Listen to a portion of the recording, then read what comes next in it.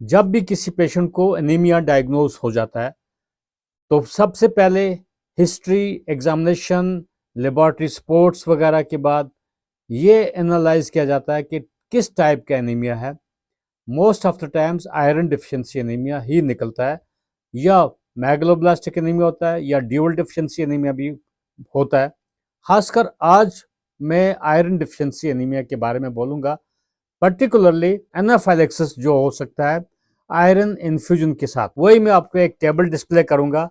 आप देखेंगे कि population based studies United states में एक की गई, उसमें एनाफाइलेक्सिस जो रिस्क हैं 4 to 6.8 पर 10,000 IV आयरन डेक्स्ट्रॉन एडमिनिस्ट्रेशन से हुए हैं, और 2 से 2.4 पर 10,000 IV नॉन डेक्स्ट्रॉन एडमिनिस्ट्रेशन से हुए हैं। एक स्टडीज में देखा गया है कि एनाफाइलेक्सिस इंसिडेंस जो है आउट ऑफ 10,000 देखा गया आयरन डेक्स्ट्रॉन से 9.8 पर 10,000, फ्रोमोक्सिटॉल में 4 पर 10,000, फेरिक ग्लूकोनेट से 1.5, आयरन सुक्रोज से 1.2, फेरिक कार्बोक्सीमाल्टोज से 0.8 पर 10,000 एनाफाइलेक्सिस इंसिडेंट्स होते हैं।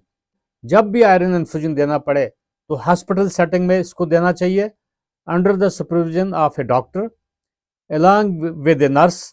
प्री आयरन इन्फ्यूजन आपको पेशेंट का असेसमेंट करना चाहिए, मिड ट्रांसफ्यूजन भी असेसमेंट करना चाहिए, और आफ्टर द इन्फ्यूजन कंप्लीट होने के बाद भी असेसमेंट करना चाहिए। सबसे पहले best iron is oral iron which ever is salt is tolerable. मगर एक चीज़ है, अगर हीमोग्लोबिन इतना कम है, 5 ग्राम पर डेसीलीटर से कम है, अगर प्रेगनेंसी है और अगर फेलियर में है पेशेंट, तो वहाँ पे आयरन इन्फ्यूजन देने की ज़रूरत नहीं है, वहाँ ब्लड का सपोर्ट दिया जाएगा, पैक्ड रेड ब्लड सेल्स दिए जाते हैं। लेकिन आपके पेशेंट का अगर हीमोग्लोबिन तकरीबन ऐसा है कि वो फेलियर में नहीं है, कंपनसेट कर रहा है, 8 ग्राम 7 ग्राम से ऊपर है, हाँ, उस सूरत में आयरन इन्फ्यूजन देना है। लेकिन अगर पेशेंट को ओरल आयरन इनटॉलरेंट है तो फिर भी इंजेक्टेबल आयरन देना चाहिए, ताकि एक मेंटेनेंस हो जाए पेशेंट की, एक स्टेबलाइजेशन के लिए।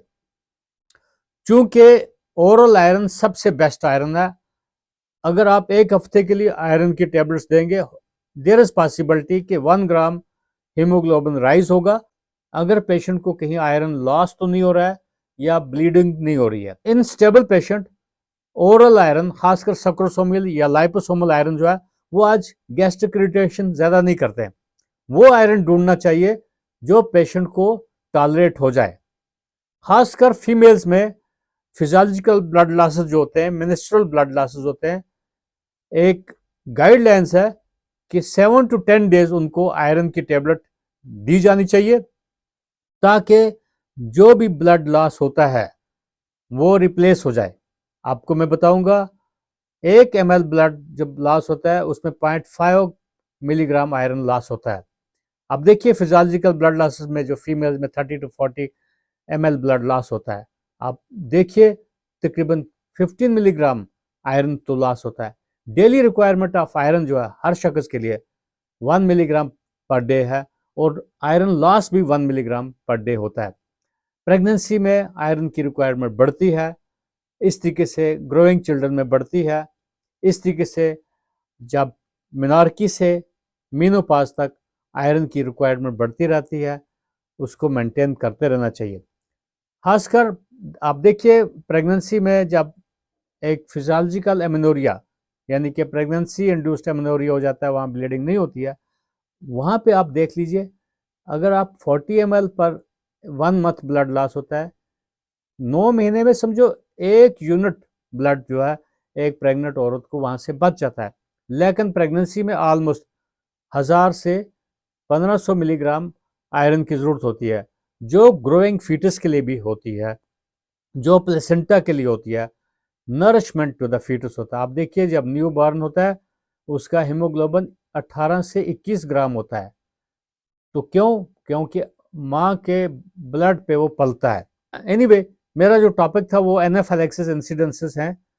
तो जब भी आयरन इन्फ्यूजन दिया जाए तो हॉस्पिटल सेटिंग में देना चाहिए, आयरन को हमेशा नॉर्मल सलाइन में देना चाहिए, 5% या डेक्सट्रोज में नहीं देना चाहिए। उसमें आप अगर देंगे थ्रोम्बोफ्लेबाइट्स हो जाएगा।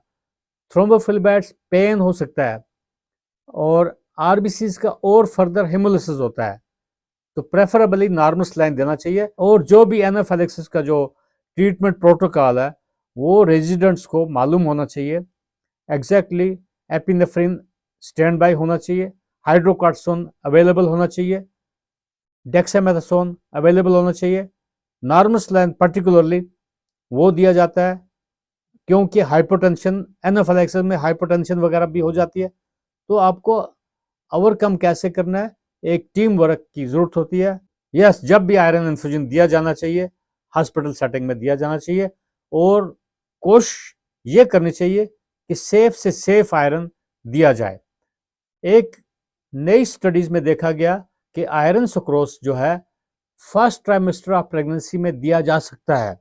आल्दो कुछ स्टडीज बताती हैं oral iron in the first trimester is teratogenic, do not give oral iron in the first trimester, second trimester onwards pregnancy में दे सकते हैं।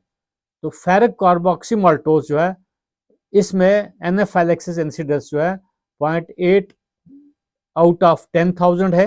अगर 1 ग्राम फेरिक कार्बोक्सीमाल्टोज पेशेंट को दिया जाएगा तो उससे ऑलमोस्ट 3 ग्राम पर डेसीलीटर हीमोग्लोबिन राइज हो सकता है।